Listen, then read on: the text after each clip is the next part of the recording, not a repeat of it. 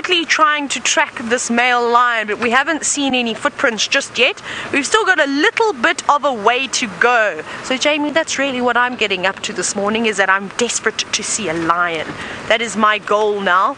I've seen many footprints, but, well, I'm itching to see one, and I'm sure you're all dying to see a Birmingham boy too. But we're just taking it very, very easy along this road because I don't want to miss any tracks. I think Stef has gone in the opposite direction. Oh my goodness, hang on, now we've got an insect in the eye. This is always fun. Now you've got to try and get it out without squashing it in your eye. Okay, I think it's got, nope, still felt it moving. We'll just drive with my one eye. I'll be one eye wonder today, just for a little bit until the insect decides to drown in the juices of my eyeball, and then I shall fish it out. So I'll just look at you all like this. I need a patch, be Pirate Taylor. But anyways, that's what we're going to go and do. And there's lots of impala around here as well. It's true, I don't know if there's a lion here just at the moment. Why are these birds all shouting in here? No, it's just the magpie shrikes making the usual noise. Hello guys! Hello Impala! How are you all doing today? Have you had lots of scares? I think you've all seen many, many predators today. I think everyone is on high alert at the moment. There you go. But for now, they seem to be fairly relaxed. They don't look too bothered. But can you imagine being an antelope in the middle of the night and hearing all the roars that I was hearing? And my hearing is nowhere near as good as these guys, so you've got almost surrounded by lion calls coming from the west, coming from the east, and then coming from the south. Then 2 lionesses popping up onto quarantine and running around and chasing all sorts of animals. Of course, Karula's always out and about, and then the rasping of Tingana. Isn't this wonderful? Oh, Impala having a quick groom, but I'm not going to keep you for too much longer from the royal cubs. Let's go take a look. They're playing about.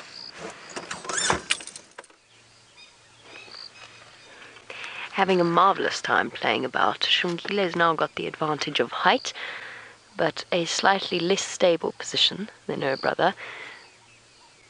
And the two of them are... Ooh, Xongile, that's a very thin branch you're standing on. I would not suggest... Aha! Yeah, your brother's caught wise. He's not going to be there for you to ambush him.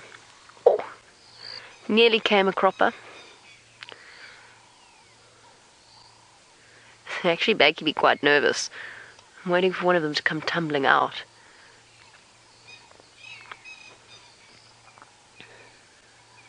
Another big yawn from us. Oh, never mind.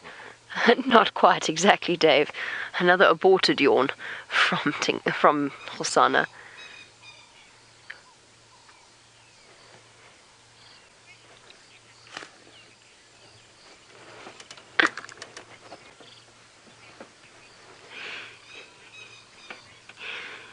Ellen from Arkansas. Lovely to hear your name again, Ellen. You wanted... I've completely forgotten what you wanted to know. I'm really sorry. I got distracted by the leopards and I can't remember what you asked. What was it? Favorite branch? There we go. Sorry. Sorry to Ellen and sorry to Megan for making your job slightly more difficult. Ellen, I actually suspect that leopards do have their favorite trees and their favorite branches that they like to lie on. Oh, we got a hiss there from an unimpressed Xongile. Hissing at him, making sure he doesn't knock her out of the tree with his great bulk. I don't know why I say that. I mean, obviously a leopard will go and lie in any tree that happens to be available, but we do see leopards regularly in the same trees. Obviously they have certain trees that they like to scent mark. Ooh, got Hosana on the back foot. I don't know for absolute certain, but I suspect that they would have certain trees that they also like to lie in. You know, they know the areas so well, they know them as well as your suburb, and if they're capable of remembering where a kill is, why shouldn't they remember where there was a comfortable spot? While these two leaping leopards leap about, let's go and have a look. Stef's got a predator making a kill. Ooh. We do, while you've been spoiled with lions and leopard today, we've been able to show you a kill, or we were able to show you a kill as well. Have a look. Here we've got a green orb spider that's just killed a giant fly, comparatively speaking. And what is quite incredible is the fact that the spider had to, oh no, it's not dead yet, the fly. It's still busy being envenomated. And what's interesting is about this spider spent about a minute or two just evaluating where was going to be the best place to bite this particular fly, and chose to come in from the underside of the fly and bite it very close to the head. There we're looking at it now. And the fly put up quite a big fight, but its wings are stuck on the web, which made it a little bit more difficult for it to flap about. And really, once it was bitten, that was around about it, I think, for this particular fly. And what a meal this spider is going to have. It's going to be interesting to see if this spider actually envelops this particular fly in silk, which is quite often what these orb spiders do, is they will bite and then immobilize the prey in a circle of silk. When you pull back, just watch out, you're resting on the web here. That was just me speaking to Craig. To get you these fantastic shots, we sometimes have to get quite close to the web, and what we don't want to do is break this web and disturb the spider. And luckily we haven't. Well done there, Craig. Looks good. Your dismount was 10 out of 10. Just have a look at how beautiful that spider is. Now you can see that in this particular spider's web there are 3 flies. Now we've been going on for about a year, probably close to about 2 years now, about the volume of flies over the last 2 years. Something that I haven't seen in the last 18 years of me being in the park. I have never known the fly volume to be what it is. And I've got a theory about it, in that with the decline in us approaching, with the decline in rainfall and with us approaching the drought last year, we had a couple of years where there wasn't enough water, there wasn't enough insect life to sustain the top tier predators, to sustain these spiders. And I think what's happened is the spider numbers have crashed, and with that the resurgence or the massive increase in fly numbers, coupled with all the carcasses that we had last year, and we've just got this unbelievable load of flies. Seeing these spiders here definitely is a big positive, and I think the more spiders we see, the less flies we'll see. But in any case, on that note, why don't we go and send you over to, I think, hang on, sorry, let's just have a look at this quickly. This fly is now dead,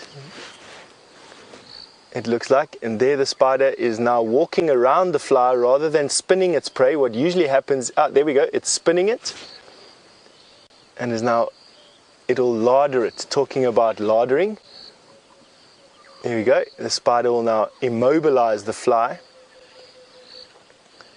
Look at that, instead of spinning the fly because it's too big, the spider was walking around the fly with its silk.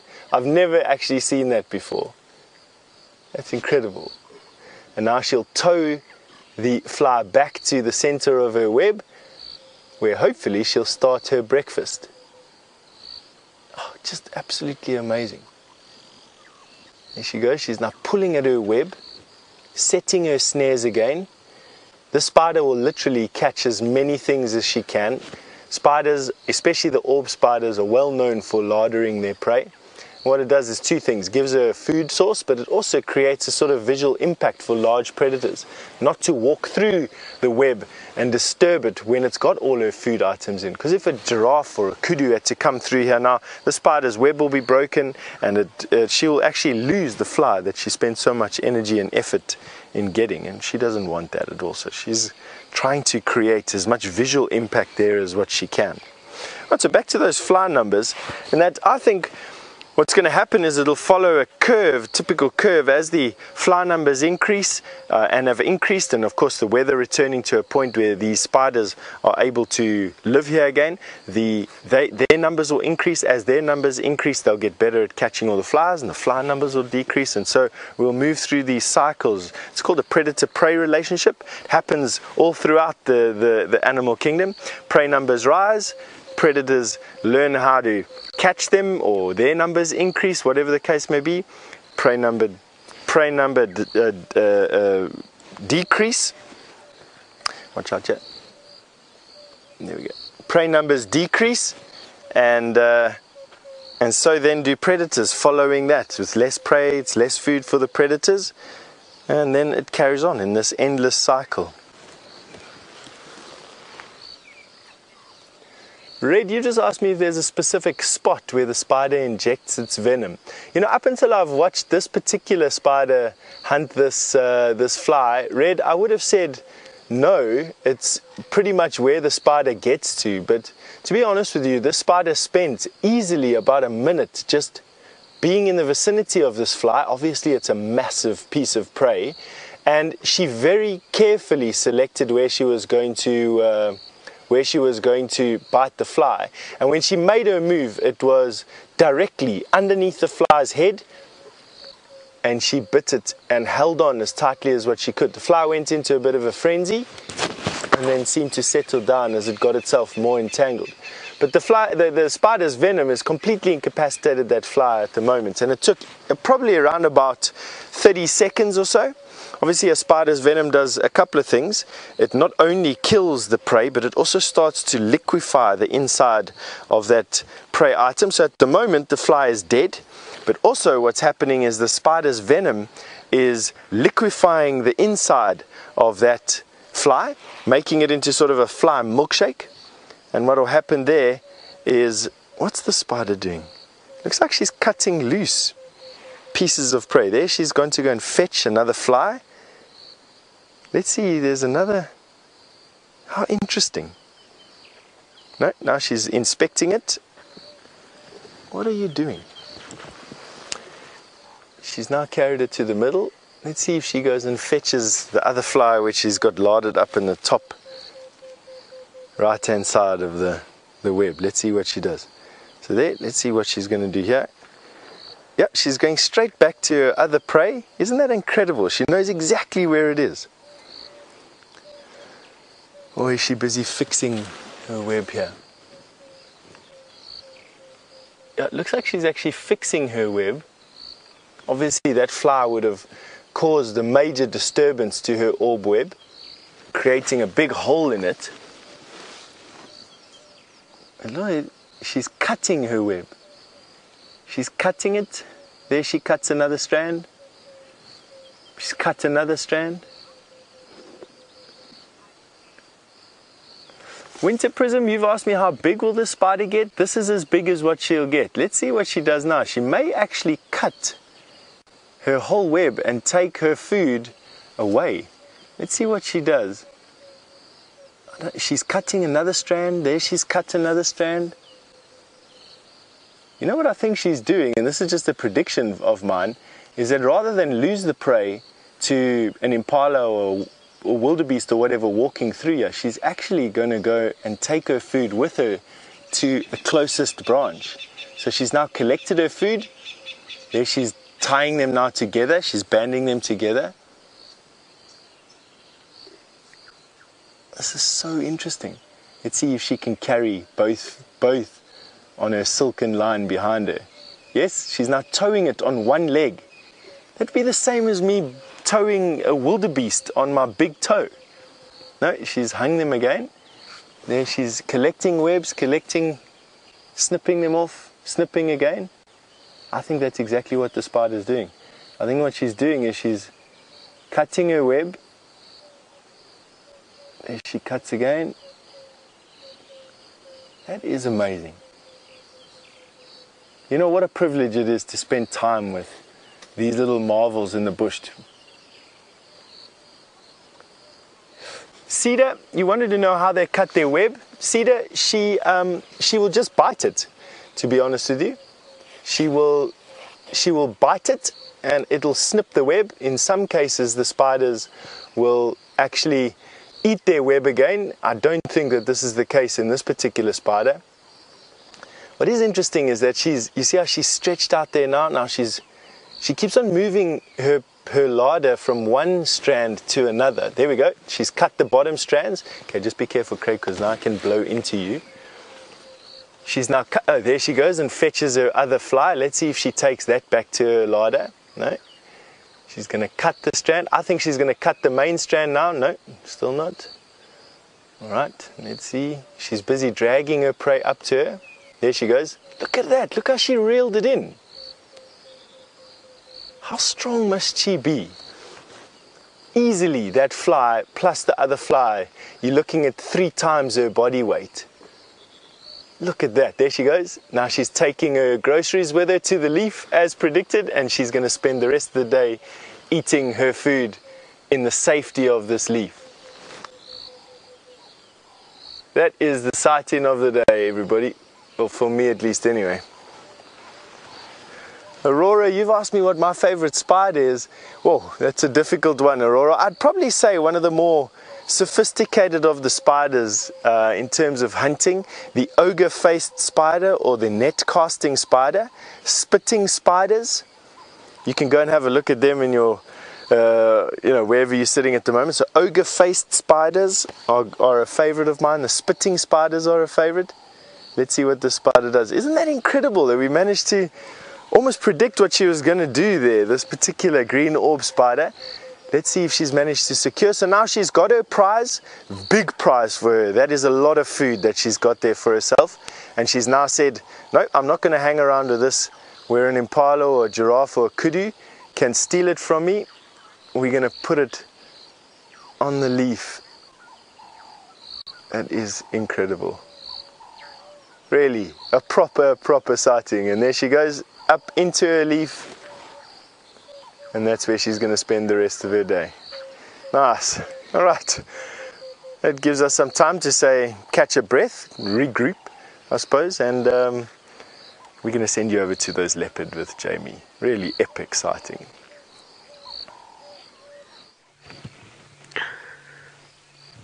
Sounds as though Stef has had an amazing time with those spiders. In the meantime, our leopard cubs have played themselves flat. They're exhausted. And I don't blame them. There were some moments where my heart sort of leapt a little bit. I thought one of them was sure to come tumbling out of the tree, but they didn't. They both managed to cling on, occasionally just by their claws, but they're both intact and settled down away from each other. Dave, there were some interesting moments there, chasing each other right to the edge of branches. What is very, very apparent is that Hosana's, well, I mean, we always knew this, and Hosana is not as agile as Xongile. He is a lot heavier than she is, and he's also grown at a far greater speed. So keeping track of all of those long limbs is perhaps a bit more challenging for him.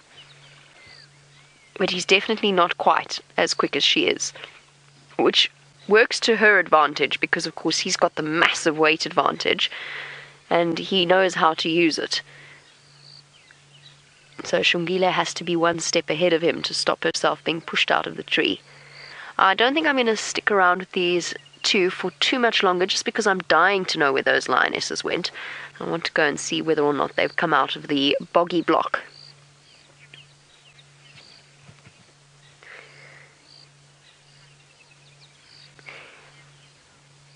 And Skip, who is 11 years old from Texas and one of our regular viewers. Skip, you want to know if all big cats have retractable claws? No, but leopards and lions definitely do.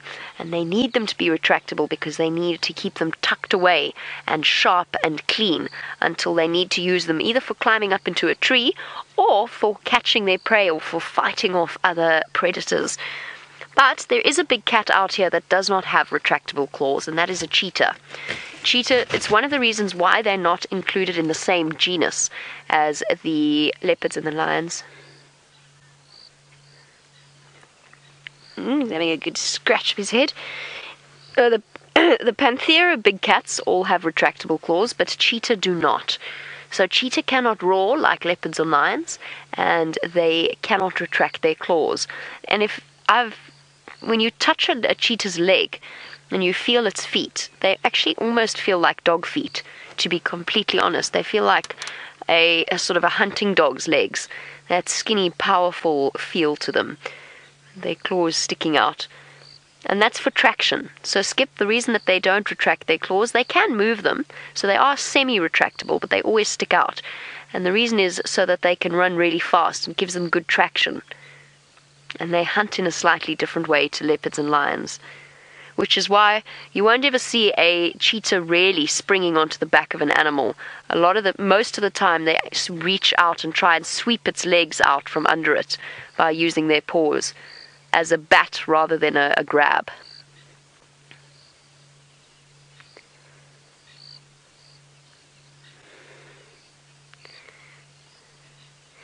I heard that Taylor was also having similar thoughts to myself in terms of searching for lions.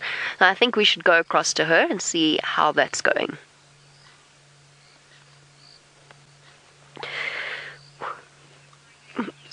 Sorry, I'm trying to click out my back, and apparently Taylor is... That was really awkward. That was really unfortunate, Meg. Trying to click my back.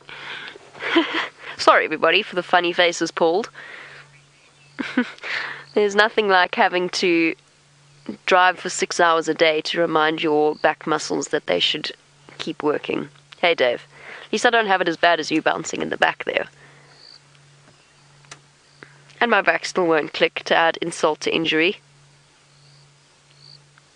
Right, so let's leave these leopard cubs and go off in search of lions. You can all come with me. It's alright, Megan. Stop apologizing. It wasn't your fault. I should have waited to click my back until we were off air anyway. Shall I pull another weird face as I link, just for fun? And shall I twist round the other way? Let's go back to Taylor with the spider.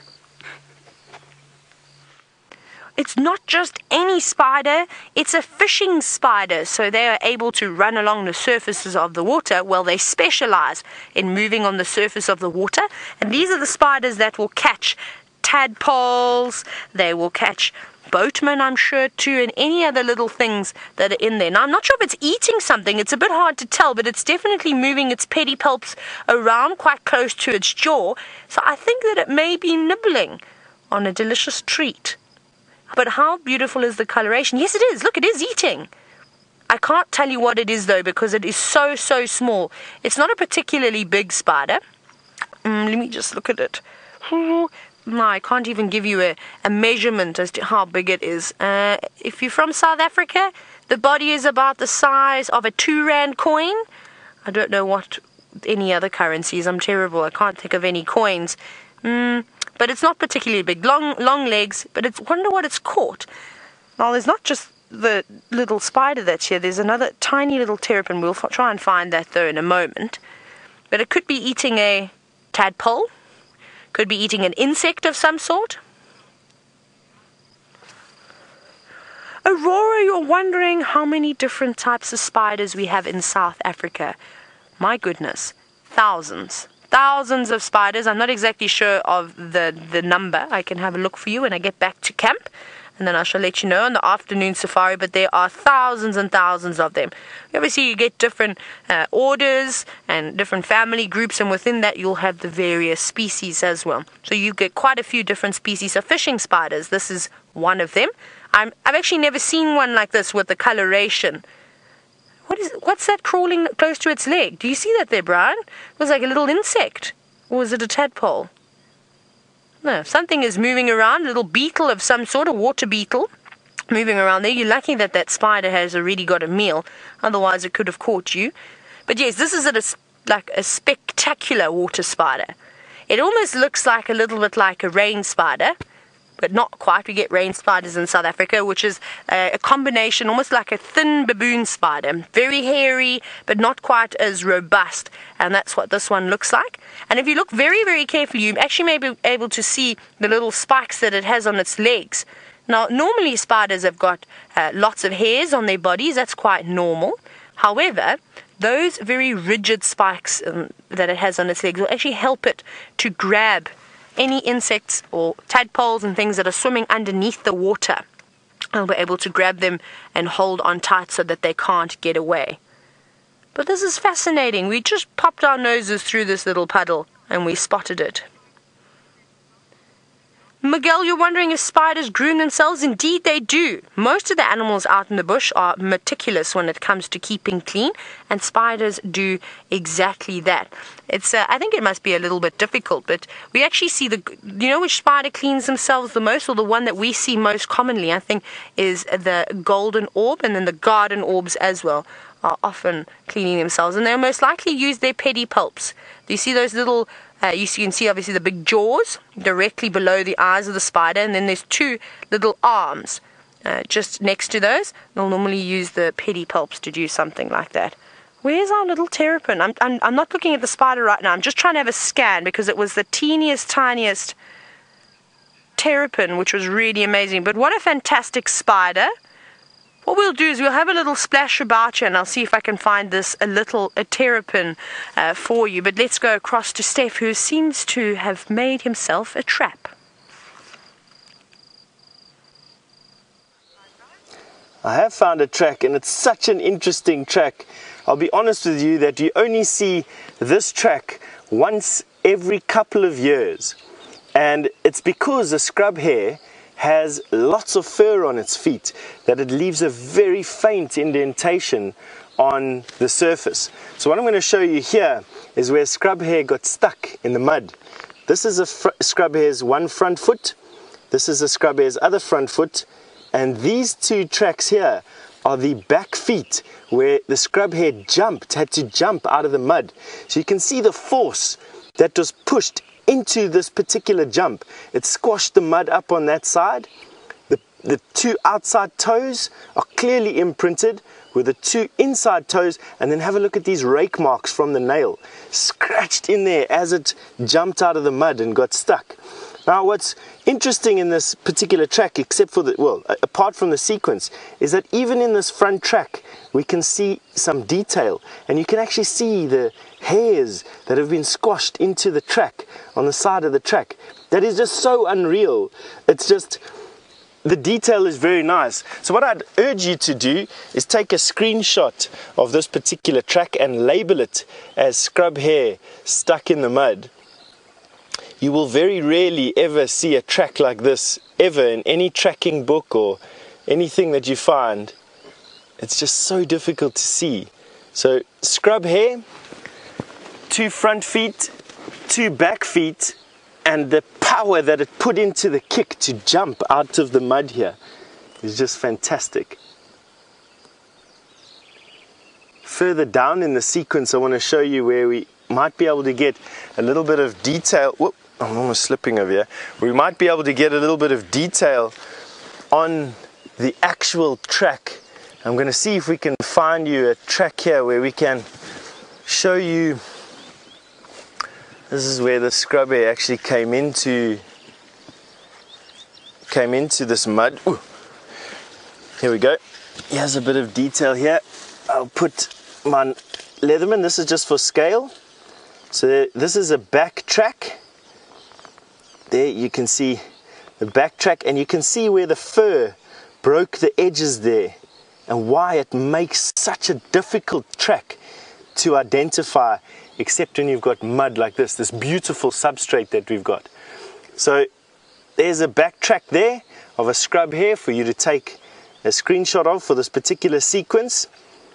And then let's move over to a little bit more of an indistinct track here and see if I can give you another look at over here. So here we've got what you normally see with a scrub hare.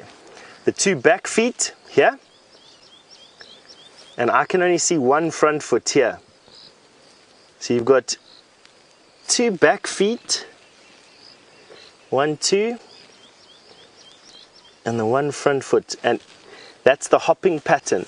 So it would probably be like this, and then, well, hang on, wait, let me just try and get this right. So hop, front legs come down, back legs come forward, front legs, back legs, and it hopped from here. There's another two back legs there together.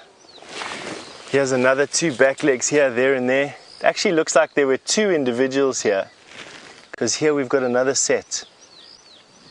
Unless it was the same scrub hare returning to the same place. And then come and have a look over here. This is just the last one for you in this particular sequence, which gives the hair on the track the perfect detail. There's the toes of the scrub hare, the 2 back feet and the 1 front foot. And you can see the hairs. When Craig gets nice and tight on that, you'll be able to take a screenshot there and have a look at that track. Just an absolutely fantastic story here of scrub hares in the mud with their furry feet. Now, James Richard, you just said that this is a new track for your tracking book. Good luck.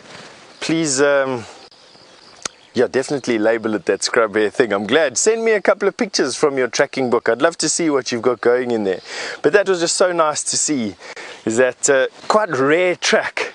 I mean, why the scrub hare would come and drink, it's probably come to drink in the puddle. Why it wouldn't drink here, why it would risk getting stuck in the mud there is anyone's guess, but I suppose we just need to say thank you to the scrub hare for allowing us to see these tracks. And now you got a nice clear picture of that scrub hare. A couple of different feet in the mud and an action, kicking out of the mud like that, getting a bit of a fright to kick out of the mud. Very nice. I like stories like that, to be honest. It's we're having a good morning here, actually. Anyway, well, I'm going to send you over to, I cannot remember what was just said in my ear now. It's a bad habit of mine, I'm sorry, but we're going to send you over to one of my colleagues and we'll catch up with you a little bit. We've got very, very fresh female leopard tracks walking down this road. There they go. She's marking her territory. She keeps going off up towards sort of guarri bushes and combretums. So her tracks weave along the road, but these are very fresh. I just want to check on something on the game drive radio, if I can find it in the chaos that is this vehicle. Our stations, did anybody drive Balanites this morning? A deafening silence. I'm going to take that as a no. Nkonzo former Fuzzy Ingwe going west along Balanites Road. I'm going to be following up. I wonder if this is Karula or Shadow. Could be either on this road. It's right on the boundary of their territory. Zzz. I've seen Karula in that marula tree before. Oh drat, did they just go off? Yes. Sorry. Let me just... Slight height disadvantage there. No, they're still there. Can't really properly see over the bonnet, even though I sit on 3 blankets. Not a problem that Brent has, funnily enough. I also always have to move the seat. It's always entertaining watching Brent getting into, or anybody actually, getting into the vehicle that I've driven, with their knees up around the steering wheel. Okay, Dave, keep a sharp eye. These tracks are very fresh. They are smoking hot. And she stopped, scraped, changed direction, went in there. Does she come back out again? Is there a leopard in a marula tree? I wonder who it is. Just do one more pull over. Nope, she's back on the road. Walking down the middle. That's very inconvenient of her. Makes it a lot harder to see in this damp soil.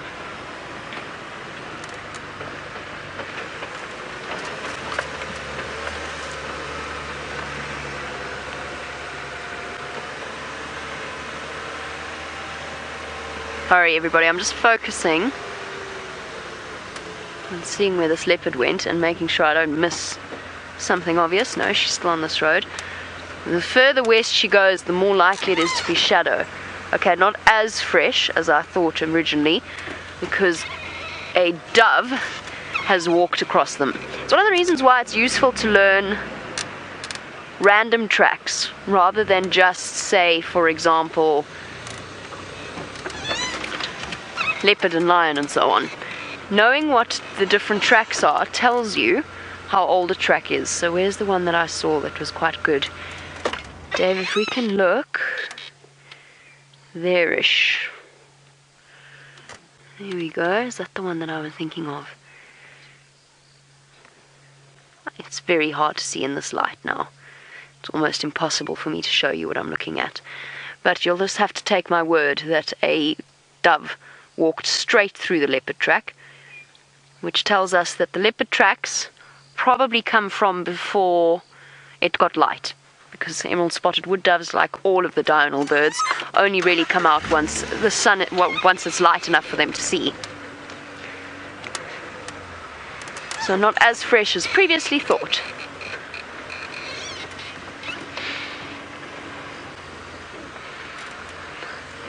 Ah, Destiny, the fuzzy ingwe. We often get asked that.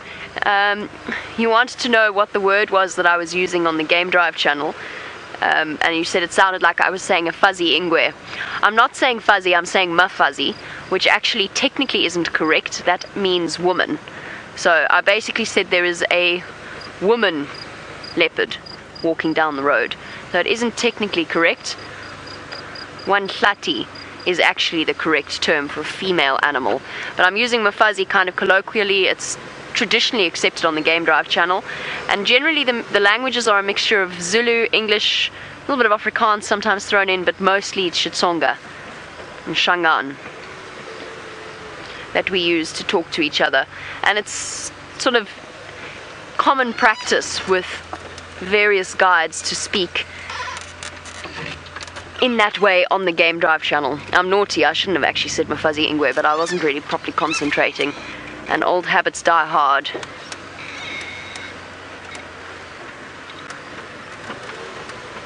I've lost these tracks. I want to know if it's Shadow or if it is Karula. The fact that they came this far west makes me think Shadow. Let's go and check the boundary with Arathusa and just see whether or not she's crossed there.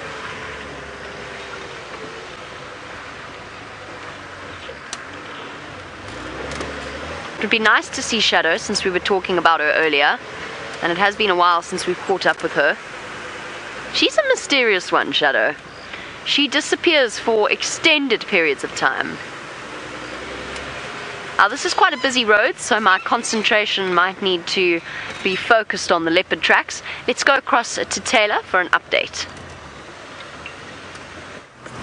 Jamie, you get all the concentration that you need, and good luck with your search on the leopard. I hope that you find another one. And Jamie, I can't wait to tell Brent about all the animals that we found this morning as well. I'm sure you're just as excited. Oh, look, oh my goodness, squirrel chasing hornbills. Are you running so fast, squirrel? Calm down. You're going to give yourself a heart attack. You are not Usain Bolt. You cannot do sprints like that. Look at it, just shaking and panting. I think it got a bit of a fright. It must have come down the marula tree as we came off the corner. Probably scavenging for, or not scavenging, but foraging for some nuts from the marulas. Excuse me, off it goes again. Look at the stamina that squirrel has. That's very impressive. Does it have a mouth full?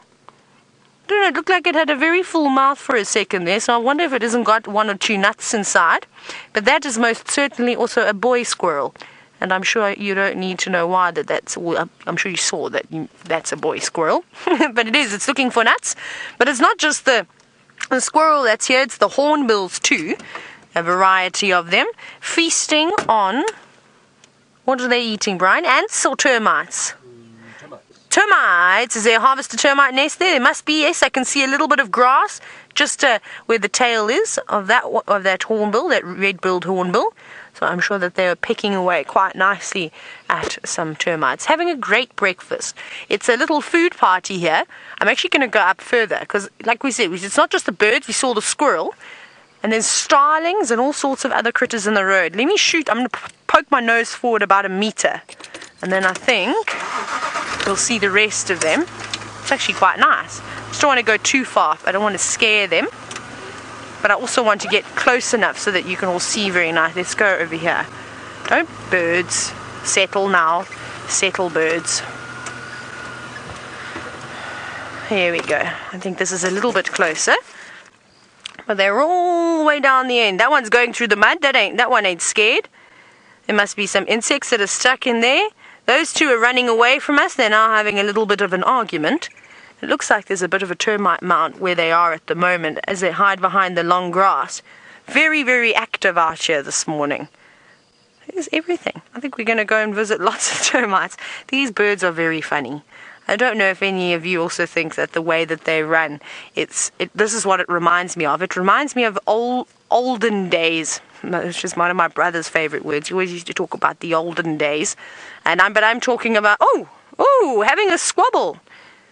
But I think that they look like ladies from maybe their early settler days with their big dresses and their bonnets and things, and it's as if they had to pick up those very heavy long dresses and then sort of, I'll actually demonstrate. Let's demonstrate. Just see if you can get what I'm talking about. So you've got I've got my long cable. That can go over the shoulder. Long dress, little bonnet to everything. You have to pick it up from the bottom because it's heavy, and then you run like this.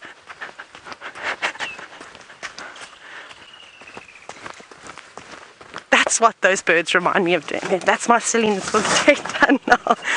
But I always have a good giggle when I see them moving around like that. And particularly the red-billed hornbills. I don't know, they seem to lift their legs up a little bit higher. But yes. Let's see what else is happening. I can actually see them all bouncing about on another termite mound. Because it's nice and open, and I often see the hornbills. And our squirrel's also here. Let me pull off over this way. Oh, they are. There must be a lot of action going on here around this termite mound, because there's a starling, a Cape Glossy starling, all the hornbills, trying to get right inside that chimney, where I'm sure the large fungus-growing termites will just be resting, keeping out the heat of the day. But not too much action. I think we may have startled them, so we shall leave. We'll give them an opportunity to continue feeding. But let's go across to Stef now, who's got, well, my favourite part of an amphibian. I completely disagree with that statement that there's not too much action. I think Taylor imitating how a hornbill walks is noteworthy and should be filmed and saved for later use. What you are looking at over here is about 1,000 tadpoles in a roadside puddle. This black stain that you're having a look at is made up of many hundreds of individuals, possibly even 1,000, and this is only half of them. The other half split off and went into deeper water when we got here.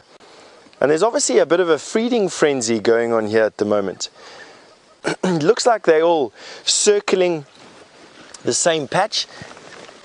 Excuse me, they're all attached to the bottom, swimming furiously, enough to create their own currents in this particular pond. Have a look at the swirl of water. So they're all, this group of tadpoles are all swirling anti-clockwise. This particular group of tadpoles all swimming clockwise. And then this one all anti-clockwise again. And it's creating this movement of water. It's just unbelievable. I don't even know why. There are algae feeding at this particular point. They'll be feeding on algae. For those of you who followed James's tadpole adventure and his tadpoles that he was bringing up in January and February would know that they're ferocious algae eaters. You can actually see, if we come and have a look at these ones here, and we get a little bit closer, every now and again one turns on its back and you can actually see the grey algae in their tummies. So that grey spot that you see there is a tadpole that'll turn on its belly, and that is its intestine, and the greyness inside there is basically the algae that you can see. Come to these ones here, I think they're going to be a bit easier. You can see there, these ones that are turned upside down, you can see their intestines full of the algae there as they use their beaks to get in underneath the substrate. Fascinating. Now there is water pouring in, and perhaps that is why they're here. The water is actually entering this puddle. We can have a look over here you can see the flow of water is into the puddle, and maybe that's why these tadpoles of here is here. This is where all the new oxygenated water, this is where the new nutrients will be coming into the pan, and these tadpoles could be swirling around, very similar to how a herd of wildebeest will swirl around a grass, the fringe of the grass. The hungriest ones coming to the front, the ones that have had some food moving to the back, and basically just making the most of the food coming in. I think that's exactly what's happening over here. So now that we know, so we've got water coming in from here and here, and that is why these tadpoles are here. It's literally just to make use of the fresh water and the fresh food that's coming in at this point. You can see with the highest concentrations here being where the volume of water is the highest. Now Kelly, you've just asked me if these tadpoles are social. Yes, to a point, Kelly. I would say that frogs are not that social. They're not, they don't hang around in herds together like Impala would do. What happens is they're all born together at the same time. Frogs will release their eggs virtually at the same time. They'll be fertilized at the same time, and so it's feasible to think that all these eggs will hatch at the same time. They then grow up in a pond that is prone to drying up, and so that they all grow at the same rate, plus minus. And what happens there is they all fight for the same resource, and so they all gather at the same resource, and that's what we're seeing over here. We're seeing these tadpoles fighting for the fresh water coming in off of the seep. We then got all the tadpoles growing into frogs, and it looks like they'll all be together, but in actual fact what they're doing is they're in massive competition with each other for mating rights over females that'll be in this area. And so although you might see a bunch of frogs together with one another in a pan, I would say at this point that frogs are not social, that they're definitely individuals, and the only reason why we see them together would be because they compete for the same resource in a very limited area, and that would be these pans that we're seeing here. But this is just incredible. I'm glad that we managed to look at this. The rate of flow is increasing. Now Rachel, you wanted to know how long the seepage will run water for. Rachel, this seepage will probably run water for the next couple of weeks. I would imagine they definitely run here January, February, March. But you can have a look here. Have a look at how the water is coming out of my footprint here. You can actually see how much water is actually coming out of the ground here. So Rachel, a lot of water is coming out here. It's the second most important water source in the Sabi Sand, next to the Sand River. And I tell you, just incredible to see.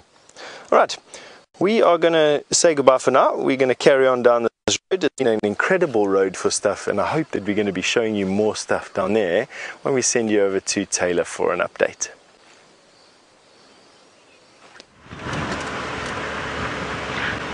I'm not Taylor, I'm Jamie. Stef doesn't want to remember my name this morning. I'm going to have to give him grief. Perhaps it's revenge for the flamingo. It must be. He must be just so deeply devastated that we found a flamingo and he hasn't found us a honey badger yet, Dave. He promised, he said he'll find us a honey badger if we found him a flamingo, and so far we've made good on our deal. Maybe you must tell Stef he has to find a honey badger now.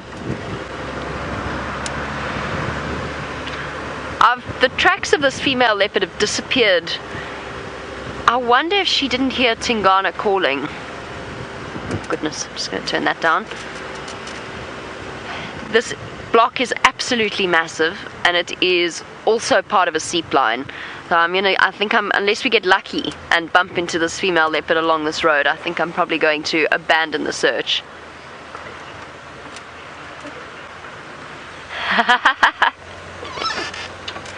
Stef says I need animal behavioral lessons because honey badgers only come out at night. I really want to find a daytime picture of a honey badger now. Alright, Stef, touche. Touche. I can wait for tonight. That's okay too. Hey, Dave. We all had to eat our words where Stef was concerned, and his great deluge. especially when the tarpaulin that sits over the DRC to shelter all of our tables collapsed under the weight of the water. We had to all apologize for mocking him about his predictions of a lot of rain. Well, in theory we should have apologized. I don't think any of us actually have got around to it yet. Sorry, Stef. I'll say it live. I eat my words. I'm sorry we mocked you for your predictions of lots of rain. Because there's so much water around. And it's making our lives slightly difficult when it comes to driving. Let's go and see if those lionesses have popped up. The rest of the pride are west of Djuma, so they're not far away from where these two lionesses are now. Right up close to the Simbambili cut line with Arathusa. So they are there, which means these lionesses could actually rejoin the rest of the pride. Possibly today. I've seen the Nkuhumas move around. It's cool, it's cloudy. I've even seen them move around in the heat at 10 o'clock in the morning. So they could still get there.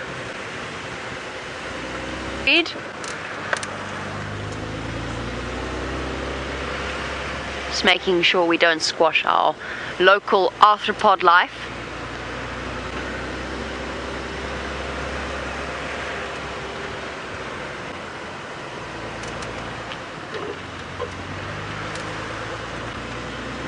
What do you think, Dave? Try for those... Yes, let's try for those lions. And for viewers that have just joined us, don't forget to send through your questions using the hashtag #SafariLive on Twitter. Questions and comments.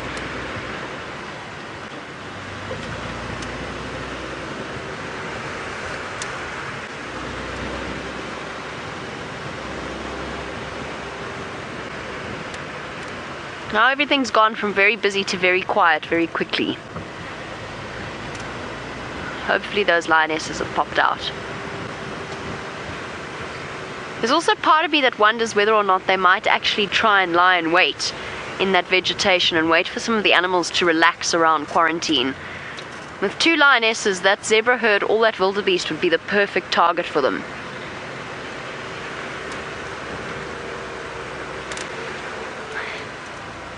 Right, I'm going to go search for our lions, see whether or not they've popped out. In the meantime, let's head over to our animal behavioral expert, Stef, to see some tracks of a creature that comes out at night.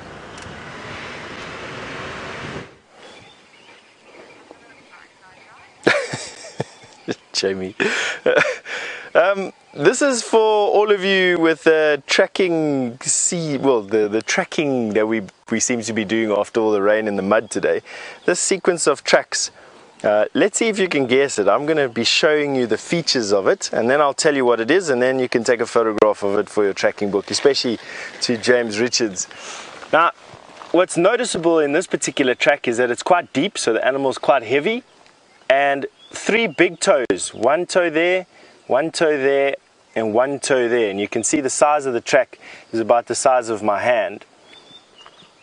And see there, if you know what it is, give us a shout on the hashtag #SafariLive. Otherwise I'm going to keep on telling you the distinguishing characteristics. This is more like the track that you're most likely to see in the dry times.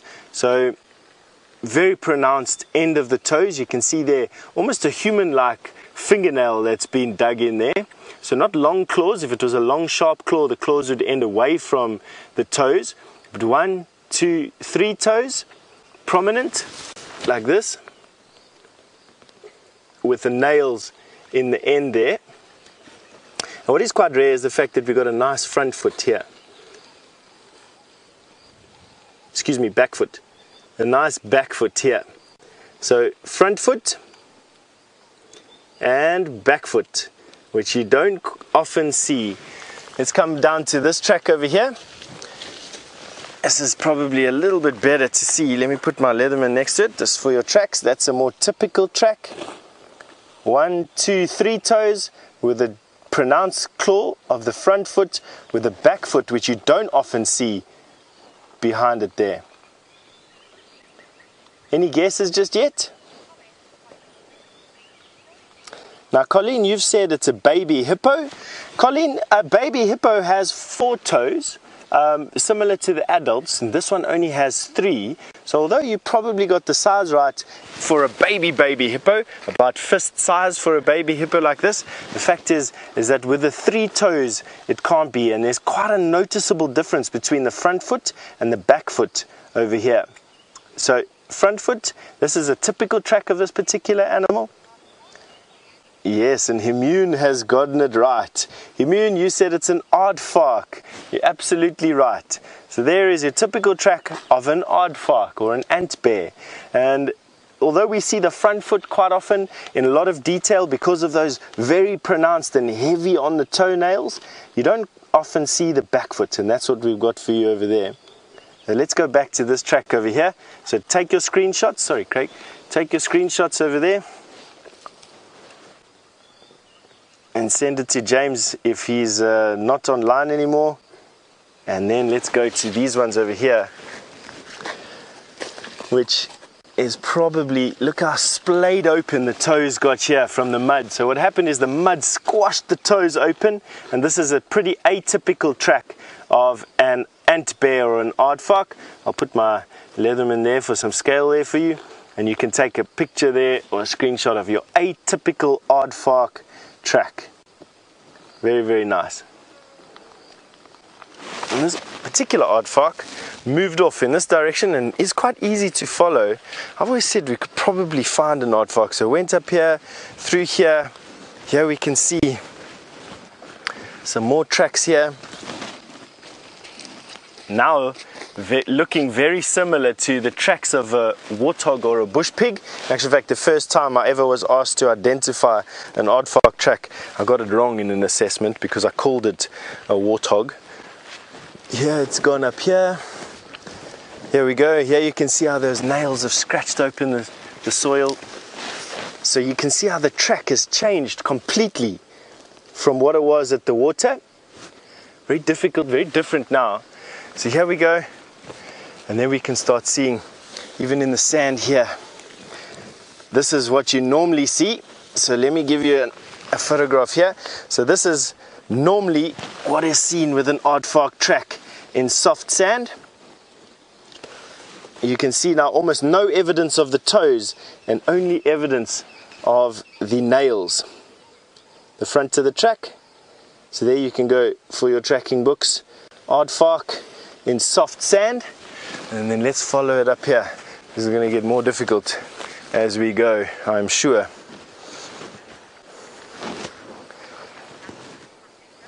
Now Rebecca, you wanted to know what I have in my bushwalk backpack. I suppose I should show you, Rebecca. It's going to be the easiest way, and in particular because I've now lost the track of this aardvark. And the reason why I've lost the track of the aardvark is because I'm trying to track for track, and that's not the best way with a heavy animal. Best way with a heavy animal is you actually got to lift your head up and have a look where the grass has been bent, and when I look up I can actually see where this aardvark walked here. So let's just walk into this open clearing, and I will at this point take off my pack and show you. There we go. Here's where the aardvark walked. You can see the nails. Much easier when you start lifting your head. You start to see where they've gone. Well, what I carry in my backpack, some gaffer tape, which is always important when you're working with a camera crew, an EpiPen, because this will save my life if I get stung by a bee, and obviously it give me some time to get to a hospital. Cable ties, very important, so that I can tie up things that break and get loose and bang and go crazy. I also have a magnifying glass in here somewhere. There we go. My magnifying glass for starting fires out here and for looking at detail of tiny little insects. So that's inside there. And put this all back there. Then in the main pocket, on the sides, I carry a hat for when the sun gets really intense, and I carry a bit of paracord. I made this the other day in my I was a bit bored, so I made one of these paracord survival bracelets. Not that I wear the thing, of course, but it's just nice. That's probably about 8 foot of paracord there. What I'd use it for, I don't know. Towing a car, tying myself up in a tree, who knows. Haven't quite decided on a use for that just yet. Inside the main pack I carry a water bottle and a canteen. There's a canteen there. You'll see me use it sometimes. I carry a bag for my binoculars in case it gets really rainy. I carry a bag full of tricks. Inside here I have hand wash, because I'm fastidious about keeping my hands clean even though I put a bunch of stuff in my mouth. I carry cotton and thread. I use that to sew buttons that I constantly rip off of my shirts. I carry a first aid kit for myself, even though we've got a big first aid kit in Herbie's bag, but this has got headache tablets, rehydrate, plasters, a lighter, some antacid, a couple of fire starters, and that's that one. And then, what else? Oh, I carry a fire making kit with some potassium permanganate and some glycerine. In here I carry a fire stick, a striker, just to make fire when it's dry. Now these things don't work at all. What else do I have inside this particular bag of tricks? Just some more plasters for scratches and things, and that. Oh, and I also carry a snail shell and some emergency toilet paper in case somebody needs to find me in the bush, you know, and you hang it from the trees. And that's about that. That's what I carry in my backpack. All right. Hopefully that helps. Why don't we go and have a look at some cool bird that Taylor's got to show you. This is a very special one. It's one that we don't get to see very often, a Goliath Heron. And I'd love to hear what number bird this will be on your bird list, because it's not one that we see very often in this area. But with all the water and the rain that we've had, it's now formed these beautiful wetlands, and we can see massive birds like this. I haven't seen a Goliath Heron in a very, very long time. I think this is the first time I've actually seen one in the Sabi Sand before, which is really, really special for me. This is absolutely fantastic, and I hope that you enjoy it just as much as me. But it's the largest heron that we get in southern Africa. It is massive. I'm not actually sure how tall it stands, but it must be. Let me check on my birding app very quickly how tall a Goliath Heron is. Like I said, I haven't seen one in such a long time. I've almost forgotten how big they are. And they've got a big wingspan too. Let's go heron. Let's have a very, very quick look. We need to find the Goliath, the biggest one, please. Where are you, Goliath Heron? Yes, here we go. So right, I'm just going to quickly have a look. Oh my goodness. So it stands at just under 1.5 meters tall. So that's massive for a bird, and it's actually quite heavy. And it weighs just under 4.5 kilograms. So that must be about 9 pounds or so. And interesting fact, it's actually the world's largest heron. So here we go, you're looking at the world's largest heron. Pretty amazing, and striking colors too. Beautiful big yellow eye. I love those little streaks that it has got going down its breast, and then on the back it's sort of a lightish brown color as well. Brent would be so happy if he was out.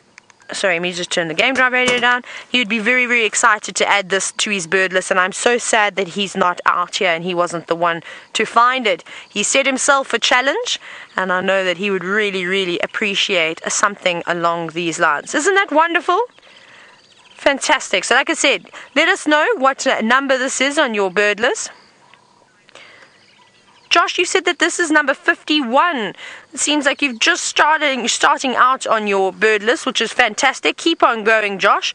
And I don't know when we'll see a bird like this again. Like I said, it's very, very special for this. Oh wow, Fuzzman Sparkles, this is bird 194. Well done. That's very, very good. So you can see the viewers who have been watching for a very long time have put these bird lists together, and it's just a nice little checklist to sort of go through. Is there anybody that has hit 200 because of the Goliath Heron that we've just found this morning? If you have, like I said, hashtag Safari Live, and I'd love to hear from you. I think 200 is a very lucky number for when it comes to birding. Nina, this is number 201. Well, well done. You on your mark to almost seeing most of the, well, almost the 250 odd species that we see on a regular basis in the area. That's not including sort of all the vagrants and the migrants and things. Those are just the sort of common ones. So well done to all of you. That is fantastic news. Now, it's actually not just... DMC, you're just starting out your list. You said that this is number 1. Good for you. DMC, I'm going to show you a second bird, third bird, fourth bird, fifth bird. Should we see how many we can get?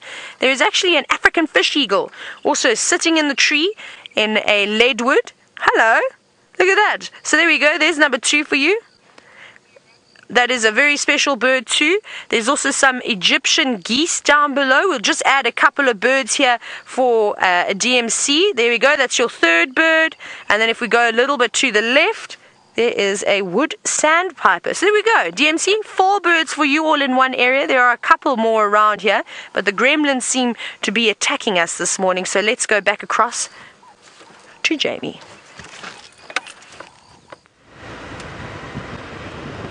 I'm very impressed that Taylor managed to find you a Goliath Heron. I haven't seen one this year, and I'm slightly jealous that you got to see that. I wonder where it is. I really enjoy Goliath Herons. All herons, I feel like we miss out on seeing them. Especially watching a green-backed night heron fish for its prey is amazing. They grab a leaf or something and they dangle it in the water. And they basically bait the fish to try and get them to come to the surface so they can catch them, which is amazing. No luck with our lions, I'm afraid. They have not popped out of the soggy boggy area. And we'll go back towards where the leopard cubs were and see, you never know, we might find lions lying in the shade and the leopard cubs up in a tree. They might have decided they don't want to lie. That's actually very cool. Hold on. I'll try and show you.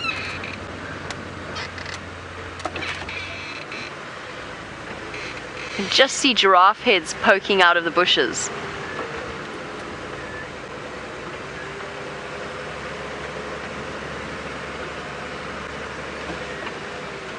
Dave, I'm going to ask you for a favor before we look at these giraffe. It must be just the way that termite mound is shaped. And try and get us a good view. You see what I'm seeing? Oh dear, I have to go a bit further back. I'm sure it's just a funny shaped termite mound.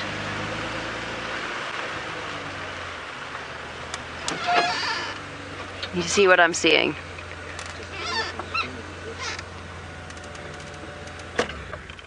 It's not lions lying. No, it is not lions lying on a termite mound. It is just a termite mound. I was worth double checking. Thought maybe they might still be interested in the giraffe. But that was wishful thinking. And now, of course, my giraffe heads have all but vanished. We'll see them as we go around the corner, I think.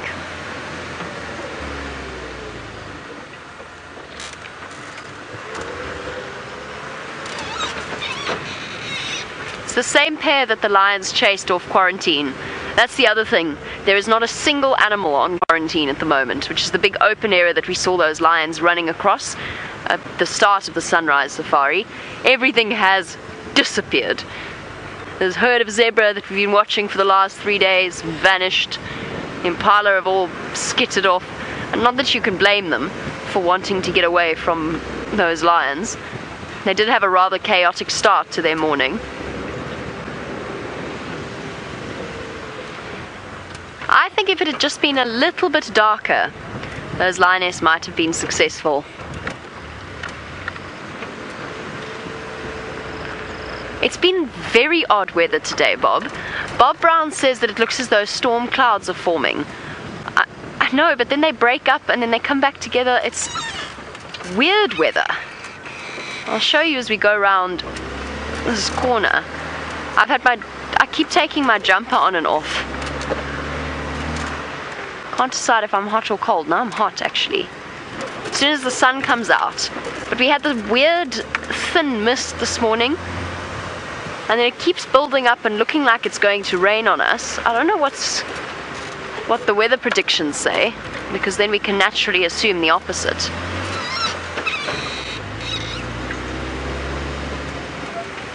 Look at that.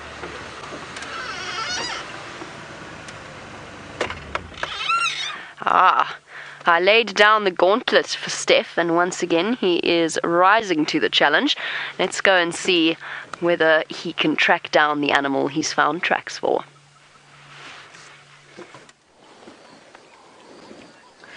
So the challenge is there, finding the honey badger, and how you find a honey badger without luck, of course, is you start with their tracks. And here we have a very interesting track. So obviously a deep hole, and that hole is very deep, much deeper than what a honey badger would be able to reach.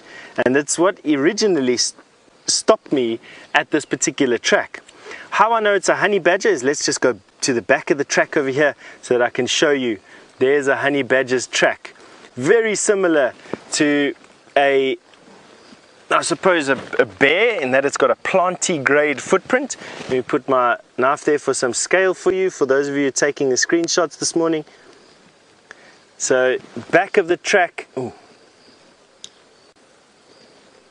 back of the track here, which you don't often see, and then the 3 toes with the claws, the sharp claws there and there, far away from the toe. So sharp claw there and there.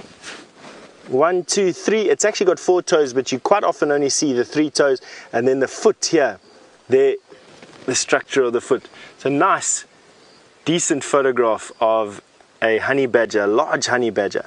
Now, what has it been digging for here? Quite often when honey badgers dig in this particular area, we find the remnants of scorpions here. And in this particular instance, I actually thought that it was looking for a scorpion, but I've changed my mind. If Craig comes and tries to zoom in here over my left shoulder, you're going to see a bunch of buzzing insects. These buzzing insects are sweat bees or mopani flies. Not all of them, some of them of actual flies. But I think that this honey badger has dug out the nest of a mopani fly colony or mopani bee colony. They will nest in wood, but they also nest in the ground. They make a tube. James had a nest in his tent in the skull of the giraffe, and quite often we were watching the little sweat bees, the mopani flies, coming out of their wax tube, and it was just such a phenomenal thing. But this is where they live, outside of James' tent in a giraffe skull. They can also live in the ground, and I think such a deep cavity, the honey badger would only have gone to such depths to try and dig out this. And it's, in particular, with me being swarmed by these little sweat bees, but only here and not anywhere else, I think that that is what this honey badger was doing here. Alright, so Jamie, the last 20 minutes or so of the show, challenge accepted to try and find this honey badger for you. We'll keep you updated, and we're going to go over now to find out what they are up to. Stef, I have complete faith in you. If anyone can do it, you can. There we go, there our giraffe that I saw earlier from a distance. Very nervous and unsettled, constantly looking back, making sure they're not being followed by the lions. There's the little baby at the back, safe and sound. I didn't realize there were 4 giraffes. I only saw 2 this morning. Might have been that they just joined up with the mum and the calf, because I don't think I saw the calf either this morning. I was worried that it was there, but I didn't actually see it. Oh, this is a female giraffe, and there's something wrong with her.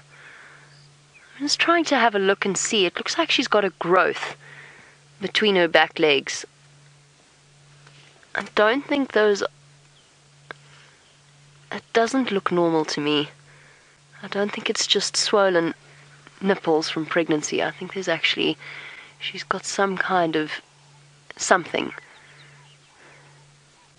Maybe it is just swollen from suckling her calf. but I've never seen it that pronounced before. Here's little one. And this little one's on solid food now as well. It's not suckling all that frequently. Hey, was that your first encounter with lions? It might have been. They haven't really been around Djuma recently. It must have been quite a terrifying experience for it.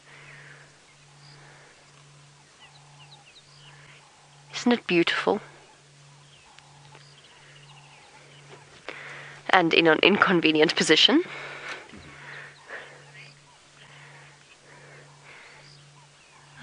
Zeta Point, you want to know whether or not giraffe used to have shorter necks. Yes, they did. Their giraffe ancestors did used to have shorter necks. And their relative, the okapi as well, also has a slightly longer neck than other animals. So the idea always, when we were in school, was that giraffe had long necks so that they could feed higher than other animals. And the same was sort of put forward for Diplodocus and Brachiosaurus and so on, and dinosaurs with very, very long necks. There's an alternate theory as to why they evolved this way, and that is actually reproductive competition. So the way that giraffe fight is by, I'm going to go back, I think. I don't want to scare her by going forward. The idea is, the way that males fight is they swing their heads at each other in a process known as necking.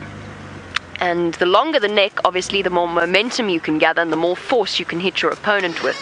Can you see it there, Dave? Or shall I go forward again? Perfect. So the idea is basically that the males with longer necks had a higher reproductive or chance of reproducing because they were better at fighting, and therefore, slowly but surely, giraffe evolved to have longer and longer necks. And you can actually see that, giraffe often feed with their heads down, right down low. They don't always stretch up to the highest reaches. There, you can see that female's doing it, feeding down slightly lower than she might otherwise. So that's one of the theories that's put forward as to why giraffe evolved the necks that they have. And watching two male giraffe actually fighting, properly fighting, is mind-boggling, the amount of force that they are able to hit each other with. A giraffe skull, you've seen Gerald's, the giraffe skull in the tent, the one that the Mapani bees or stingless bees live in. That is heavy. It probably weighs around about 12 kilograms, just the skull alone. Now imagine that with flesh and muscle on the end of the very powerful neck. And if you watch slow motion footage of giraffe fighting, you can see the shock ripples and the shock waves that move across their bodies. Louis, you want to know how tall this giraffe is. This is a young one that probably stands just over 3 meters, just over 9 feet, right to the top of its head. Maybe actually just about 3 meters to the top of its head, whereas its mum is probably about 4.5 meters tall. Record-breaking giraffe, in terms of height, was a male that was over 6 feet tall. Sorry, 6 meters tall, not 6 feet tall. That's basically just Brent. 6 meters tall. Sometimes the conversion between feet and meters catches us out.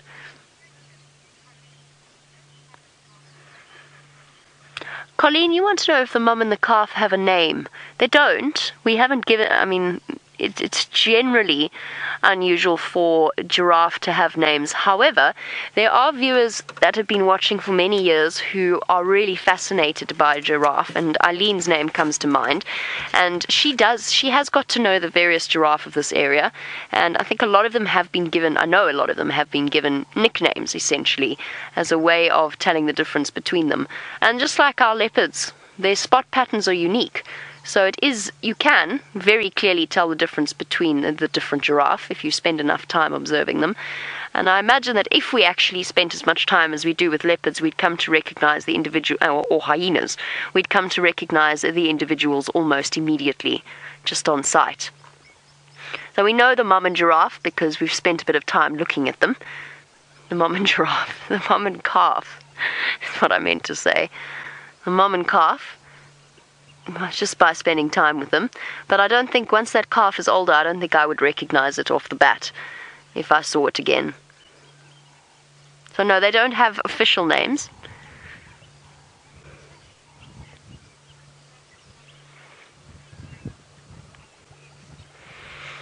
Skip, very, very well observed. Skip, you wanted to know if those dots that we saw on the giraffe earlier are ticks, and if so, will the oxpeckers come and eat them?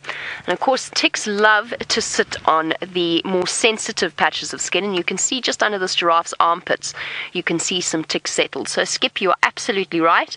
They are ticks, and yes, the oxpeckers will come and pick them off and help the giraffe out, just make their lives a bit more comfortable. And you'll often see giraffe, what they'll do, because the ticks like to sit on those really hard to reach places. If they don't have a convenient oxpecker at hand, they'll walk up to a tree and they will bend the tree over in between their front legs and their back legs, and they'll scratch the ticks off like that. Which is why sometimes you've got to be careful where exactly you walk, or which branch you shake upon yourself, or try to swat ticks off with yourself, because you actually might end up with more ticks than you intended. And sometimes they misshape, the trees become completely misshapen. You just see these poor trees that have been bent double by the scratching attentions of giraffe. But well done, Skip. Very well observed. Our oxpeckers, I can hear some oxpeckers. They don't seem to have settled on the giraffe yet, but they are sometimes do more harm than good. Anna-Marie, you were wondering, because we spoke about giraffes fighting earlier, you want to know if I've ever seen a giraffe fight. I have. I've seen a few very serious giraffe fights.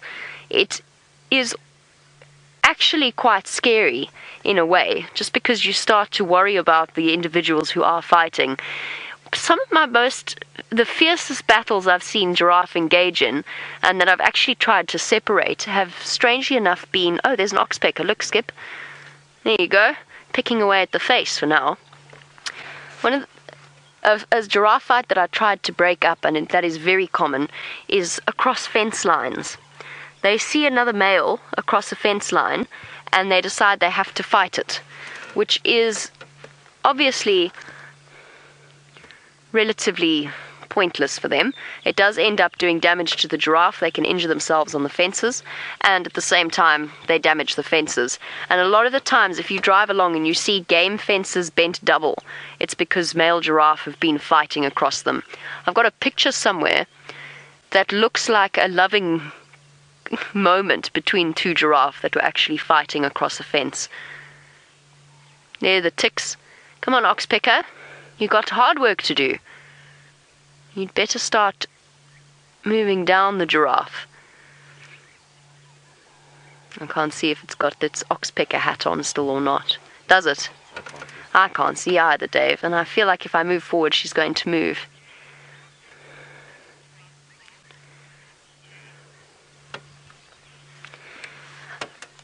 Now, as you can imagine, against gravity and in sort of the way in which a giraffe is designed, they must have one of the most powerful hearts of any animal, because they've got to pump blood all the way up from the chest right up to the brain. And they're actually very, very specialized in that sense. The heart of an adult giraffe, or Happy J, can be up to or over 25 pounds, so around about 11 kilograms, and is phenomenally strong. They've also got specialized blood vessels in their neck, cushioning around their brain to make sure that they absorb as much blood as possible to be transferred over diffusion surfaces. And their skin around their legs is very tight, so the blood pressure can be high enough that they, obviously, the blood doesn't sink to the bottom of their legs, especially around their veins, because veins, of course, don't have much in the way of blood pressure. I'm going to sneak forward in the hope that we can have another look at this giraffe. Hello, girl. Don't be scared. Don't be scared. There you go. Oxpecker's moved in. I don't want to go any further, Dave. Sorry. I think she's going to disappear if I do. There we go, Skip. It's actually a juvenile oxpecker. You can see it's got a black beak, and that is helping her out with all of those ticks on her skin. More food than one oxpecker could ever consume. One of the most satisfying things in the world is when you end up doing anesthetizing an animal for some reason, whether you're treating it for an injury or putting a tracker on it, and putting the solution that vets use. They pour this purple de-ticking substance all over the animals, and you can just see the ticks flying off them. It's the one thing that they do to sort of make up for the fact that we've had to dart the animal for whatever reason, is to just give them a few blissful tick-free days before the ticks make their way back on. And it is incredibly satisfying to witness. I imagine it makes up for presumably what feels like a headache when the animal wakes up.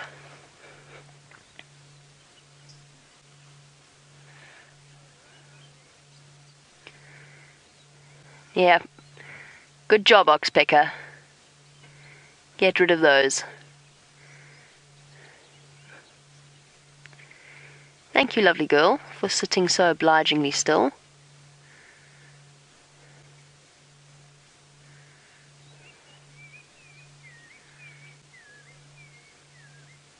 Very difficult to get a sense of scale of these creatures until you're standing right next to them.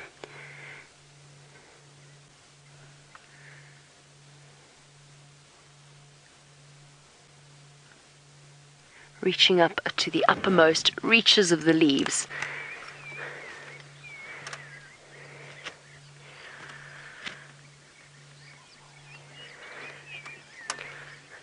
Lovely giraffe sighting. I'm going to say a farewell and a thank you to all of you. Thank you, Dave, and thank you to all of you for joining us. We'll catch you on the sunset safari. I'm going to send you over to Taylor for the last few minutes. Hello, you're back with us again, and Brian and I are swatting away all the flies. Now, something that I hope, I hope Wild Earth never brings in is a policy where they say no swatting flies and driving, because that'll be disastrous, don't you think? What would we do? What would we do? Now, before we end, I have to tell you something really funny. As you know, often there's a lot of bloopers that go on. We mishear things, especially when it's coming through the earpiece. So today, Brian and I started a game, and it's called Things That Megan Says. So sometimes the comms are not clear, and it happens with all the directors, but we've had the funniest ones today with Megan. So they both were links coming from Stef to come over to us, and the first one was Stef has got a spider with a kilt. So we thought it was a very Scottish spider. Scottish, but it was actually Stef has a spider with a kill, which was quite funny. And then the second one we haven't quite deciphered just yet, but it sounded something along the lines of Brian, please go ahead. Stef is answering a question about how spider pups spread. It was the funniest thing. We don't know what Megan was actually saying. It just came through really funny. And then Louise had one the other day where she'd said, link Brent with a red-crested Korhan, and I'd basically heard, link Brent with a wet-crested Franklin. I don't know how I heard that, but Craig and I'd heard the same thing. So it was really funny, and I love that, and we're going to continue writing them down in the book, and we will share them with you. But sadly, this is all the time that we have for you today. We hope you've enjoyed it. It's been action-packed. We haven't had a drive like this in ages, and hopefully for this afternoon we'll have something similar. For me, my highlight was finding Tingana. Finding that Goliath Heron was definitely fantastic. But from all of us here at Wild Earth, we hope you have a wonderful day, and especially from the thumb, from Brian, from myself, we'll catch you again on the Sunset Safari. We hope you tune in.